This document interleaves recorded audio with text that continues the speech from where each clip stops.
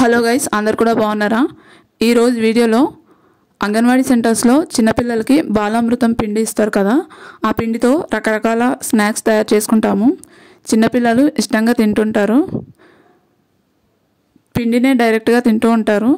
అలా కాకుండా ఇలా ఒకసారి రొట్టె కాల్చుకోండి, చాలా అంటే చాలా బాగుంటుందన్నమాట. మేము ఇక్కడ 2 గ్లాసుల పిండి తీసుకొని కొంచెం కొంచెం వాటర్ వేసుకొని ఇలా ముద్దలా కలుపుకున్నాము.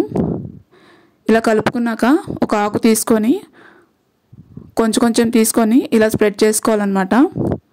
ఇది అరిటాకు మీద కానీ విస్తరాకు మీద కానీ వేసుకోవచ్చు.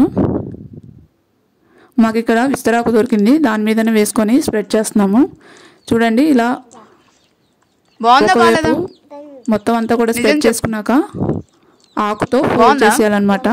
నిజంగా చూసారు కదా, ఇటు ఇలా అన్నీ కూడా